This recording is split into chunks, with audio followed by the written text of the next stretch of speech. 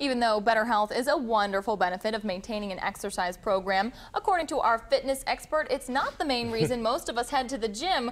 With us today for his top 4 best cosmetic exercises is our fitness expert, Wes Cole. Well, we have some good ones, and it's really kind of the hidden secret. Everybody talks about health. Oh, I want to be healthier, but the reality is most of us, we just want to look good. So we have some great exercises today. The first one is, of course, I always tell everybody it's the lunge. And I know when you think about sports performance, we've talked a lot about how great it is for athletes, but if you're just wanting to look good, this exercise right here is one of the best. It works all the muscles in the lower body. It also takes a lot of stress off your low back. So if you haven't been in the gym in a while, forget the squats.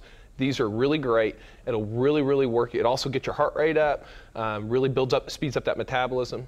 All around, great exercise. That's good to know. I do lunges a lot, and I didn't realize they had that much benefit. It's just easy to do. I mean, you can do it at home. You don't need a lot of equipment. They're not very much fun, but it's good medicine. It's hard.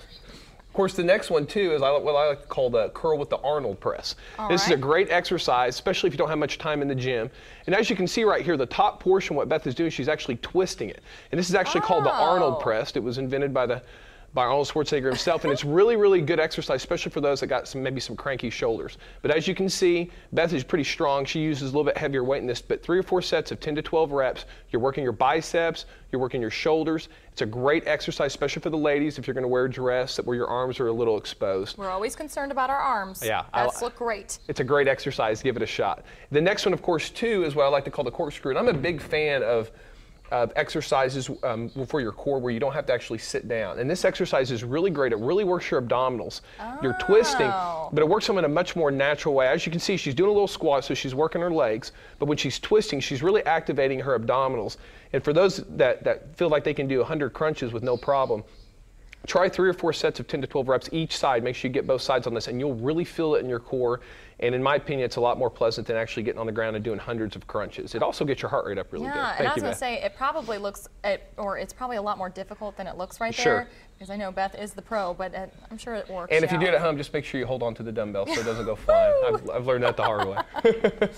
All right, now we also have some viewer questions today. Susan says she recently hired a trainer. Is it normal for a trainer to ask you about your prescription drug usage? Absolutely. The thing about it is certain prescription drugs have a profound effect on your exercise, especially blood pressure medications that a lot of people are on.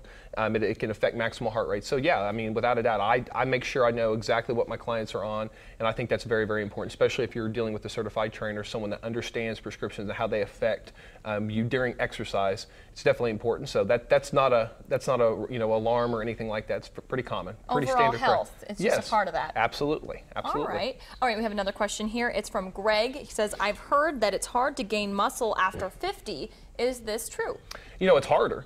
Testosterone levels, they start dipping usually after about 30 for most guys. But studies have been shown, they did a recent study in Stanford a couple of years back showing that there's hypertrophy or muscle growth can occur in men and women as old as 95. Wow. So even though it might be harder than, if you were 20 years old, it's no excuse not to get in the gym. I've seen some incredible changes in guys in their 50s and 60s. You might have to work a little harder or a little smarter, not overdo it. But eat better. You always tell us that. It's not just about going to the gym. It's part about eating. And I always tell people too, we all have muscles. We all have that six-pack. Yeah. Sometimes it's just hidden. It's more hidden than others. So, but give it a shot. Be careful. That's the biggest secret when you're a little bit older is make sure you don't overdo it because oftentimes you can get hurt. But without a doubt, there's no excuse not to get in the gym. All right. Thank you, Wes. If you have a question like that you'd like Wes to answer, just go to the weekend morning section of our website, kjrh.com. Click on the habitual health link. You can always call Wes 749-0960, or you can visit him at his gym,